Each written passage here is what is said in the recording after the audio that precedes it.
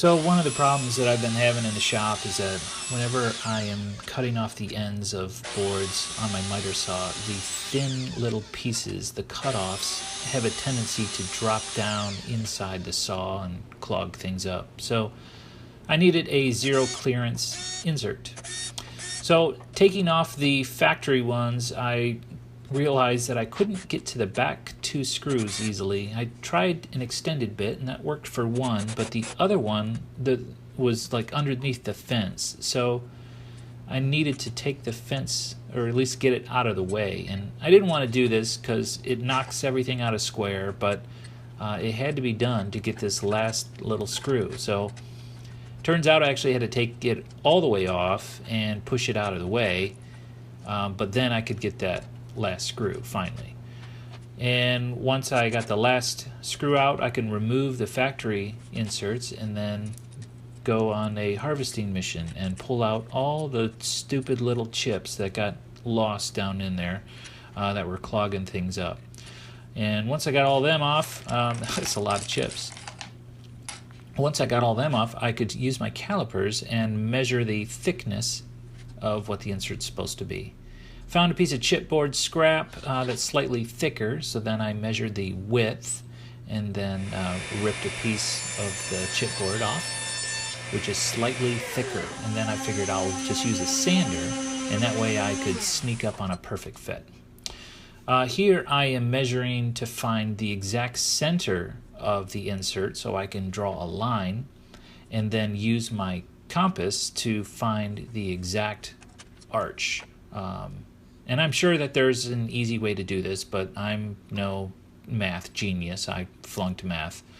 So I just used a bunch of trial and error, and I was able to find exactly the right compass setting to get that arc.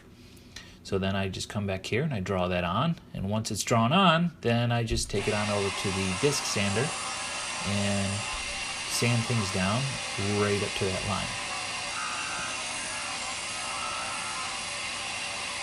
Just like that. And then we do a test fit, and fits perfectly. So next step is to mark the total length, and I make a couple marks and I square it up, and then cut this out on the bandsaw. And again, I cut on just the outside of the line, leave myself a little bit of room so I can sand and get a perfect fit, just like that. Okay, at this point, I can use the factory inserts so that I can trace on where the drill holes are supposed to be, or the screw holes, mounting holes. That's what I meant to say. So once those are marked, I can find just the right drill bit for the screw, and then I can drill those out. And instead of drilling them oval, I'm just going to drill exactly where the holes are because this thing will not be moving side to side. Measuring the depth for the countersink and going ahead and drilling out those for all the screw heads so that they can sit below the surface.